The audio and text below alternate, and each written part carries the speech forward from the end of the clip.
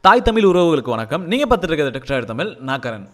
இப்போ ரீசெண்ட் டைம்ஸாக டிக்டாக்ல இது மாதிரி வீடியோஸ் ரொம்பவே ஃபேமஸாக இருக்குது. ஸோ இந்த மாதிரி வீடியோஸை நம்மளும் எப்படி கிரியேட் பண்ணுறது அப்படின்றத பற்றி தான் இன்றைக்கி வீடியோவில் நம்ம பார்க்க போகிறோம். இந்த வீடியோ ஃபுல்லாக பாருங்கள். இந்த வீடியோ ஃபுல்லாக பார்த்தீங்கன்னா தான் இந்த வீடியோவில் என்ன சொல்லியிருக்கேன் அப்படின்ற விஷயம் உங்களுக்கு தெரியும். பாதியில் ஸ்கிப் பண்ணி பார்த்தீங்கன்னா உங்களுக்கு சுத்தமாக புரியாது அப்படின்றத இப்போ நான் சொல்லிக்கிறேன். இந்த வீடியோக்கு ஒரு லைக் கொடுத்துருங்க. இந்த வீடியோ பிடிச்சிருந்துச்சுன்னா உங்கள் ஃப்ரெண்ட்ஸ் கூட ஷேர் பண்ணுங்கள். நீங்கள் ஷேர் பண்ணுறது மூலமாக நம்ம சேனலை சப்ஸ்கிரைப் பண்ணியிருக்க மற்ற ஃப்ரெண்ட்ஸுக்கும் நம்ம சேனலில் போடுற வீடியோவோட நோட்டிஃபிகேஷன் போய் சேர்றதுக்கு ரொம்பவே ஹெல்ப்ஃபுல்லாக இருக்கும். வீடியோக்கு போகிறதுக்கு முன்னாடி நீங்கள் நம்மளோட சேனலில் சப்ஸ்கிரைப் பண்ணி சப்ஸ்கிரைப் பண்ணிக்கோங்க. கூடவே அந்த பெல் சிம்பிளை கிளிக் பண்ணிங்கன்னா நான் போடுற வீடியோட அப்டேட் உங்களுக்கு உடனே வந்து சேர்ந்துடும்.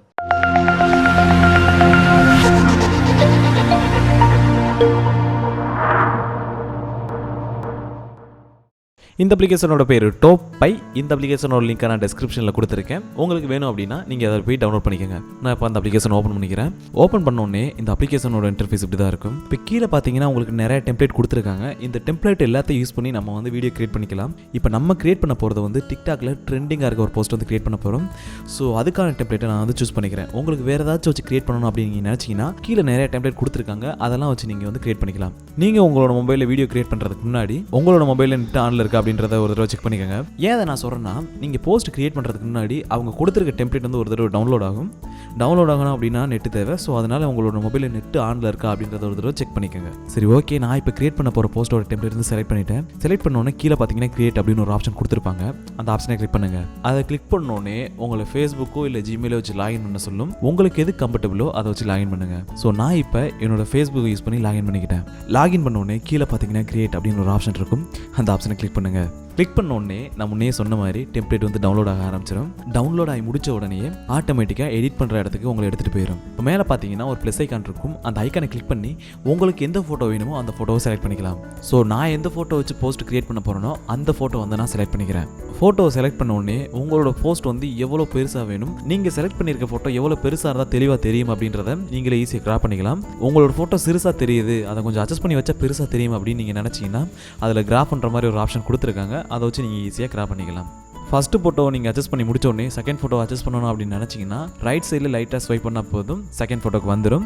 அதுக்கப்புறம் உங்களுக்கு தேவையான அளவுக்கு நீங்கள் அட்ஜஸ்ட் பண்ணி பெருசாக வச்சுக்கலாம். ஸோ நான் இப்போ என்னோட 2 ஃபோட்டோவுமே அட்ஜஸ்ட் பண்ணிட்டேன். இப்போ மேலே பார்த்தீங்கன்னா நெக்ஸ்ட் அப்படின்னு ஒரு ஆப்ஷன் இருக்கும். அந்த ஆப்ஷனை கிளிக் பண்ணுங்கள். இப்போ பார்த்தீங்கன்னா எனக்கு வந்து வீடியோ கிரியேட் ஆக ஆரம்பிச்சிருச்சு. ஸோ வீடியோ கிரியேட் ஆகி முடிக்கிற வரைக்கும் வெயிட் பண்ணலாம். ஸோ கிரியேட் ஆகி முடிச்ச உடனே நமக்கு வரப்போகிற அவுட்புட்டோட ப்ரிவியூ வந்து ஸ்க்ரீனில் வரும். ஸோ இப்போ நமக்கு வீடியோ வந்து ரெடி ஆகிடுச்சு. இனி ஆடியோ எப்படி செட் பண்ணுறது அப்படின்றத பார்க்கலாம். இப்போ கீழே பார்த்தீங்கன்னா மியூசிக் லைப்ரரி அப்படின்னு ஒரு ஆப்ஷன் கொடுத்துருப்பாங்க.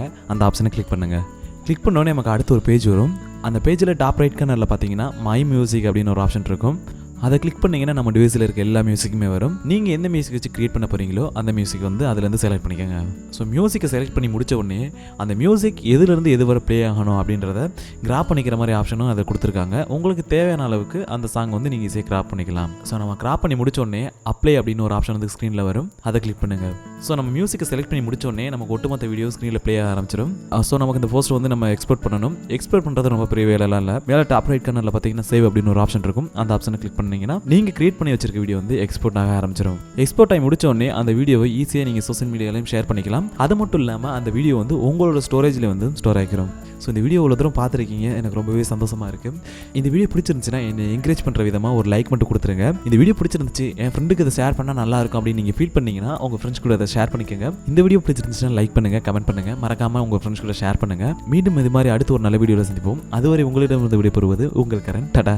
இந்த உலகத்தில் முடியாதுன்னு எதுவுமே கிடையாதுடா. நல்லா பெர்ஃபார்ம் பண்ணா யாரும் யாரையும் ஜெயிக்கலாம். இங்கே திறமை இல்லாத மனுஷங்களே கிடையாது. திறமையை வெளிப்படுத்தாத மனுஷங்க தான் அதிகம். ஒவ்வொரு மனுஷனோட திறமையும் ஏதாவது இக்கட்டான ஒரு சூழ்நிலையில தான் வெளிவரும். ஒரு கோழியால இவ்வளவு தூரம் தான் பறக்க முடியும். விஞ்ஞானப்படி அவ்வளவுதான் சாத்தியம்.